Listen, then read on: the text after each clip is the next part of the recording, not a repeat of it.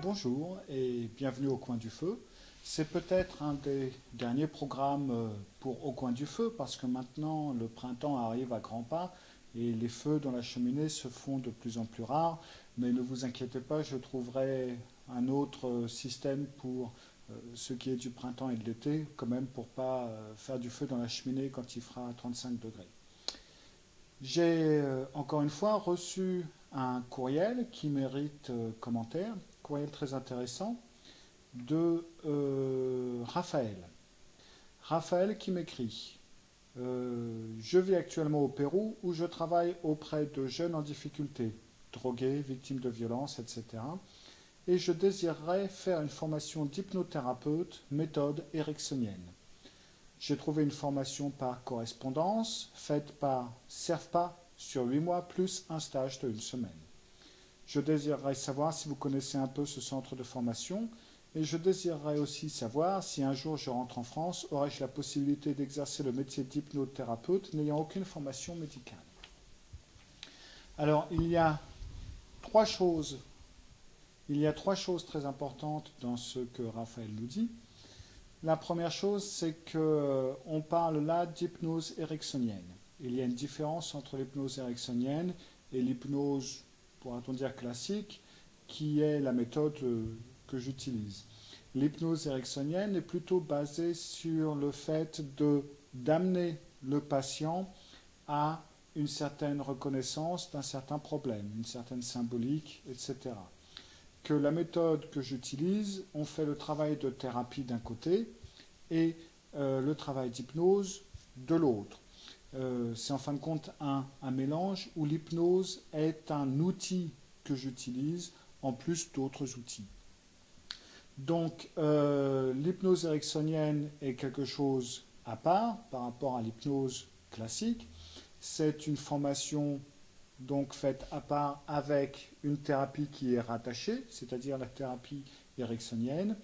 Et donc dans ce cas, c'est un fait, Servpa est un centre de formation comme tant d'autres qui peut former les gens à l'hypnose ericksonienne. Maintenant, si on veut trouver d'autres genres, d'autres méthodes, on peut parfaitement utiliser d'autres centres de formation qui peuvent enseigner l'hypnose à différents niveaux. Là où il faut, disons, voir, ça dépend si vous avez une formation au départ, une formation de thérapeute, de médecin ou autre, ou si vous n'avez pas de formation de départ. C'est-à-dire que lorsqu'on parle d'hypnose, l'hypnose, c'est un outil. C'est un outil qui vous permet d'hypnotiser les gens et n'importe qui peut apprendre l'hypnose et n'importe qui peut apprendre l'hypnose. Je veux dire, il n'y a pas besoin de formation spéciale pour prendre une formation en hypnose, pour maîtriser l'outil de l'hypnose. Ça, n'importe qui peut le faire, mais bien entendu, c'est un peu comme tout, c'est un peu comme le dessin. Tout le monde sait dessiner, mais certaines personnes dessinent mieux que d'autres. C'est le même principe, certaines personnes sont meilleurs hypnotiseurs ou hypnothérapeutes que d'autres. Maintenant, le fait d'être hypnothérapeute ou hypnotiseur ou ce que vous voulez ne veut rien dire d'autre que vous avez une méthode d'hypnose que vous avez apprise. Après, si vous êtes médecin, vous allez utiliser l'hypnose par rapport à la médecine et donc vu du point de vue médical. Si vous êtes psychothérapeute, vous allez utiliser l'hypnose en psychothérapie. Et alors là, tout dépend du genre de psychothérapie que vous allez utiliser. Si vous utilisez la méthode ou d'après vous, c'est ce qui s'est passé dans le passé qui a été important, vous allez utiliser une méthode pour revenir dans le passé et travailler certaines choses. Si vous avez des méthodes plus cognitives, vous allez travailler des situations et des émotions que vous avez sur le moment sous hypnose. Si vous travaillez, vous pouvez aussi travailler avec des retours dans les vies antérieures, etc., etc. Après, tout dépend de la formation de base de la personne pour la façon dont la thérapie va se dérouler. En France, vous allez avoir plusieurs formations d'hypnothérapeutes qui vont chacune se baser sur une méthode différente d'hypnothérapie.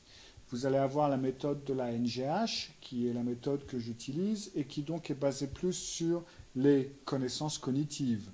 Maintenant, on prend cette partie ou on ne la prend pas. Une fois qu'on sait hypnotiser, une fois qu'on est reconnu hypnothérapeute, après, on peut greffer l'hypnose sur la méthode de psychothérapie qu'on utilise maintenant. Ce n'est pas parce qu'on utilise ou qu'on a appris à travailler les régressions dans les vies antérieures qu'on les utilise en thérapie. Ce n'est pas parce qu'on a appris à gérer les émotions, etc. dans le présent qu'on utilise ça en thérapie. Après, tout dépend, disons, de la formation de base de l'hypnothérapeute pour quel résultat on aura. Donc, si vous rentrez en France, oui, vous pouvez vous appeler sûrement hypnothérapeute, sachant que c'est un terme que je sache, qui n'est pas protégé. Donc, n'importe quelle personne peut à la limite s'appeler hypnothérapeute. Maintenant, il faut pouvoir produire certains papiers de formation, il faut pouvoir produire quand même certains examens. Aussi, si vous êtes à la recherche d'un hypnothérapeute, surtout, n'hésitez jamais à lui poser des questions, venir avec quelqu'un d'autre, venir avec un copain, une copine, un partenaire ou ce que vous voulez, et posez-lui des questions. D'où a-t-il sa formation? Comment est-il formé?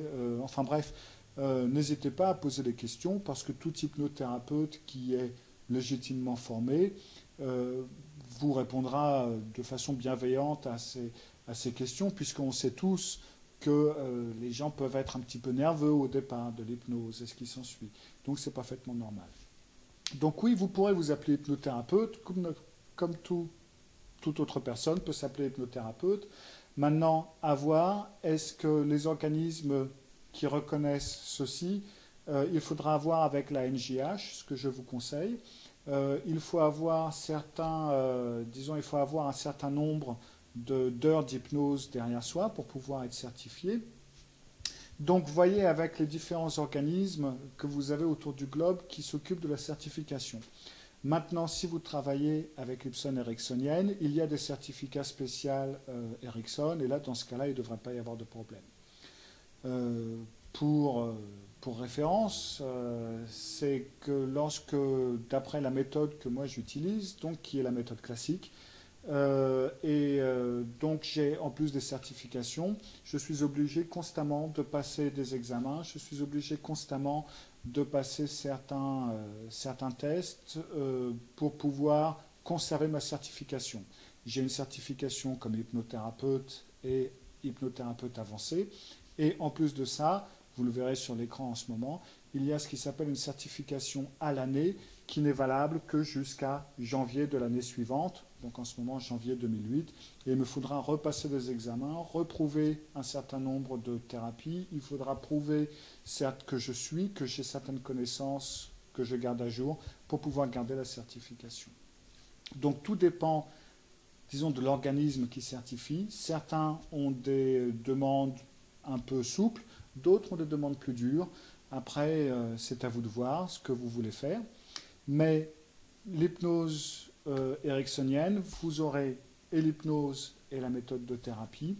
Après, tout dépendra donc de l'organisme certificateur. Voyez les certifications qu'ils ont, quels sont les critères. Et dans ce cas-là, oui, pas de souci.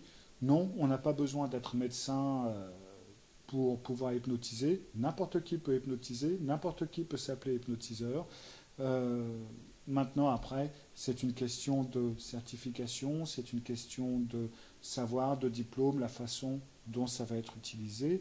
Et autant je n'utiliserai pas l'hypnose pour faire des exercices physiques avec une personne, de même façon, les docteurs, enfin les médecins, généralement ne touchent généralement pas trop à tout le côté psychologique de la personne. Voilà. J'espère que cela aura répondu à vos questions. Sans ça, bien entendu, vous connaissez l'adresse courriel Cyril, CYRIL,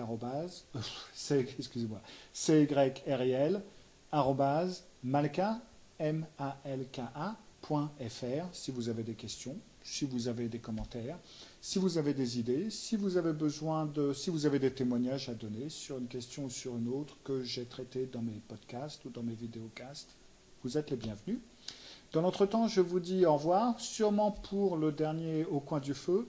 De toute façon, sûrement le dernier au coin du feu dans cette maison, car nous allons déménager au cours de l'été. Nous avons des nouveaux voisins qui sont très bruyants. Et comme ces nouveaux voisins sont en plus le propriétaire, j'imagine que je risque d'avoir des problèmes à le calmer. Donc nous allons partir sur Tours, aller en ville. Et donc là, ce sera encore une maison avec cheminée, mais ce sera sûrement plus la même. Donc, dans l'entretemps, je vous dis à bientôt, et à bientôt sur malka.fr pour d'autres vidéocasts, podcasts et textes. Au revoir.